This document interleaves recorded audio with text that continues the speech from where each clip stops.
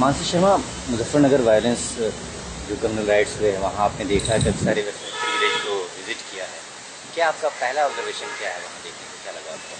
जी, पहला तो मैं सबसे पहले यही बताऊंगी कि जब हम लोग यहाँ से जा रहे थे और जितना रिपोर्टिंग दिल्ली के नेशनल पेपर्स में हम पढ़ रहे थे, हमें नहीं मालूम था कि वहाँ की ग्रेविटी जो है उसके राइट्स की ग्रेविटी जो है वो उस हद तक होगी।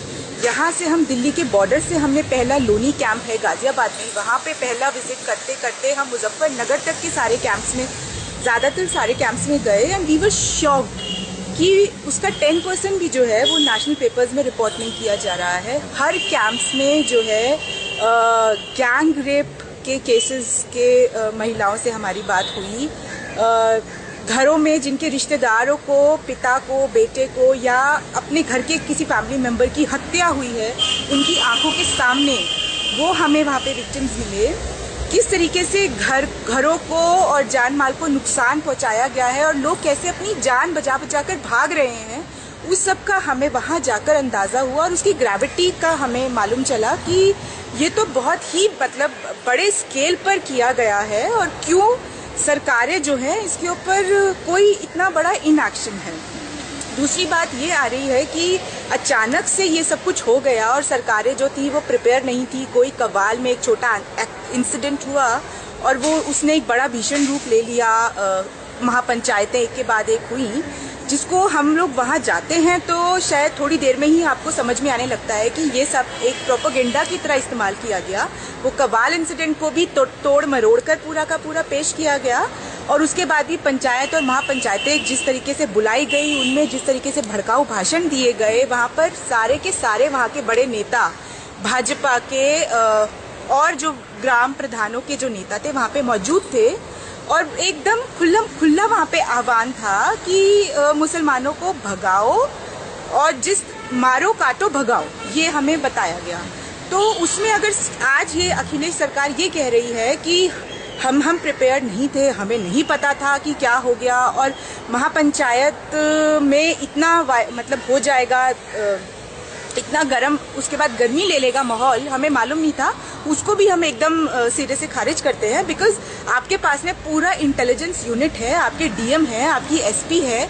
जब हम लोगों को वहां जाकर मालूम चल रहा है कि पिछले कम से कम हम लोग 6 भी नहीं, 8 से पिछले 6 से 8 महीनों से वहाँ पे इस तरीके का माहौल बनाया जा रहा है और हमें लोगों ने बताया और हमने अपनी जो रिपोर्ट है उसमें बहुत सारे छोटे छोटे इंसिडेंट्स जो हैं वो कोट भी किए हैं, जहाँ पर बहुत छोटी छोटी बातों पर कोई एक मतलब मुस्लिम लड़का और हिंदू लड़की की शादी हो गई तो एक गांव में कम से कम जो है वो 1 महीने तक वहाँ पर लोगों को घर छोड़ के भागना पड़ा, पीएसी बुलाई गई। वो इंसिडेंट एक हमारे सामने बहुत बड़ा है। एक होली के दौरान पे होलिका जो है तैयार थी, उसको मुस्लिम लड़के ने आग लगा दिया, तो उसके ऊपर इतना बड़ा दंगा वहाँ पर हो गया कि मस्जिद को आग लगा दी गई, कुरान शरीफ को जलाया गया।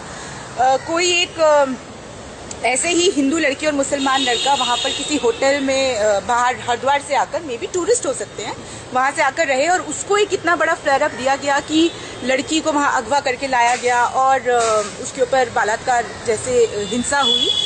इस तरीके से छोटे छोटे इंसिडेंट्स जो हैं हमें हर गांव से मालूम चला और लोगों ने ये बताया कि यहाँ पर 10 से 12 लड़कों का ग्रुप जो है हर गांव में तैयार किए गए हैं और जिनको ये इंस्ट्रक्शंस हैं कि इस तरीके की छोटी छोटी कुछ भी कहीं कुछ आपको दिखाई देता है उसको किस तरीके से कम्युनल कलर देना है।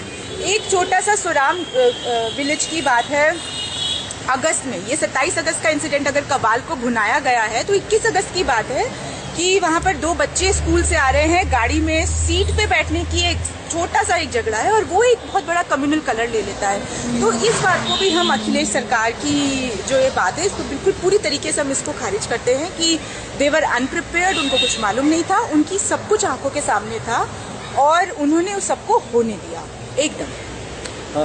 क्या आपको लगता है कि ये जो प्लान्ड वे में राइट्स हुए हैं मुजफ्फरनगर और वेस्टर्न यूपी के डिफरेंट पार्ट्स में, इसमें बीजेपी संघ परिवार की मिली भगत है, उनका रोल है इसमें तो हमारे मतलब हमें इस बात में तो कोई डाउट ही नहीं है।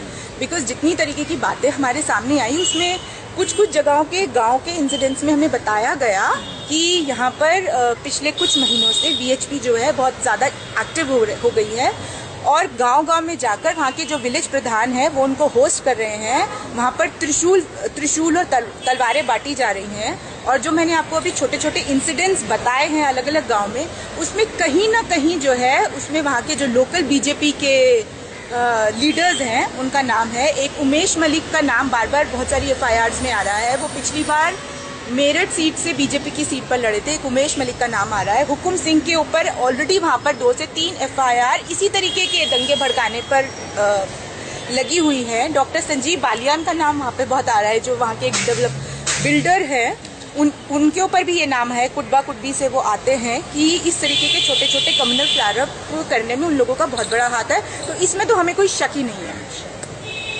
अमित शाह का क्या रोल लगता है आपको? अमित शाह को जब से यूपी का चीफ बनाया गया है, क्या उसकी भी एक देखिए मुझे ये इसके ऊपर हम लोग यही कहना चाहेंगे कि जब अमित शाह को अपॉइंट किया गया था गुजरात से सीधा यूपी, तो हम सब लोग अपने सर्कल्स में यही बात कर रहे थे कि अमित शाह का यूपी से क्या कनेक्शन है और अमित शाह को क्यों यूपी भेजा गया है।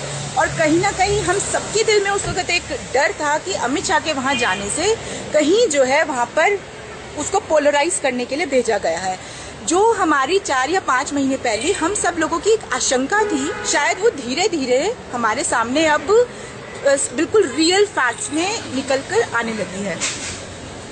डायरेक्टली जो है हम लोग को यही है कि ये हमें वहाँ पे गांव में जाके मालूम चला कि जितने भी वहाँ के छोटे बीजेपी के लीडर्स हैं, क्योंकि अब अमित शाह वहाँ के बीजेपी के प्रभारी है, तो वो उनके ऊपर पूरा का पूरा जो अब कंट्रोल है वो अमित शाह का है। और वो लोग जो वहाँ पे रिपोर्टिंग करते हैं पूरा अपने लोकल स्तर पे, वो अमित शाह को करते हैं। तो हम नहीं मानते हैं कि अचानक से जो ये 7-8 महीने से एकदम जो वहाँ के परिस्थितियों में इतना एग्रेशन और एग्रेसिवनेस आया है इन छोटे लीडर्स में, वो बिना किसी ऊपर के संदेश के आया है। हमें लगता है कि ये पूरा का पूरा ऊपर से संदेश इनको दिया गया है। बड़ी प्लानिंग से वहाँ पर ये सब कुछ हो रहा है, कुछ भी अचानक नहीं हुआ है। मुजफ्फरनगर एक अकेला है नहीं है जहाँ पे दंगे हुए हैं, बल्कि आप देख रहे हैं एट रेगुलर इंटरवल ये दंगे हर डिफरेंट स्टेट्स में हो रहे हैं। As a civil and human rights activist, क्या सोल्यूशन है? कैसे इन दंगों को रोका जाए? क्या सेंट्रल गवर्नमेंट भी नहीं चाहती है कि रोकें, क्योंकि कई सालों से कम्युनल वायलेंस बिल पड़ा हुआ है, उसको पास नहीं कर पा रही? जी बिल्कुल, इसको तो हम लोग मानते ही हैं कि सेंट्रल गवर्नमेंट, देखिए जब 2004 में शायद जब UPA सरकार आई थी तो हमें बिल्कुल एक यही लग रहा था कि एक सेक्युलर गवर्नमेंट अब पावर में है तो चीज़ें जो हैं अब थोड़ी शांतिपूर्ण तरीके से चलेंगी। लेकिन पिछले कुछ सालों से हम देख रहे हैं कि ऐसा नहीं हो रहा है। इसीलिए सिविल राइट्स ग्रुप्स की बहुत समय से ये मांग थी कि कम्युनल वायलेंस बिल कम से कम जो है, जिसमें बहुत सारी चीज़ें एकदम ढंग से डिफाइन की गई हैं कि दंगों के वक्त में किसका क्या रोल होगा, किसकी क्या अकाउंटेबिलिटी रिस्पॉन्सिबिलिटी होगी, उसको फौरन लाया जाए। लेकिन सेंट्रल गवर्नमेंट जब अपने लॉ लाना चाहती है तो ऑर्डिनेंस भी आ जाते हैं, लेकिन इस तरीके के लॉ पे उनके पास में हमेशा कोई बहाना होता है। तो बिल्कुल हम ये मानते हैं कि सेंट्रल गवर्नमेंट इसके ऊपर डबल कुछ खेल रही है। और जहाँ तक ये यहाँ पे स्थितियां बिगड़ने की भी बात है, हम नहीं मानते कि सरकार जो है या भारत का गृह मंत्री ये कहकर अपना पल्ला झाड़ सकता है कि नहीं ये तो स्टेट का मामला है। ये स्टेट का मामला नहीं है, आप सेंटर में बैठे हैं, आप भी बहुत सारे प्रोएक्टिव स्टेप्स ले सकते हैं। अगर आपको पता है कि किसी जगह पर हालात खराब या बिगड़ने वाले हैं, आप चुपचाप बैठ के तमाशा देखते नहीं रह सकते। तो आपको खुद प्रोएक्टिव स्टेप लेकर आगे जाके मेजर्स लेने होंगे कि इस तरीके की इंसिडेंट्स ना हो। और तीसरा, ये सबसे बड़ी बात, जिन लोगों के नाम आ रहे हैं, अगर वो स्टेट गवर्नमेंट को उनको पकड़ना है या आपके पास कोई मैकेनिज्म हो तो तुरंत कम से कम उन लोगों के ऊपर तुरंत कार्रवाई होनी चाहिए। नहीं तो ये मैसेज जो आज पूरे देश में जा रहा है कि आप कुछ भी करते रहिए और आपको कोई पकड़ने वाला नहीं है, ये बहुत ही गलत मैसेज है जो और तरफ लोगों को भी उकसाएगा और बढ़ावा देगा कि we can get away with anything.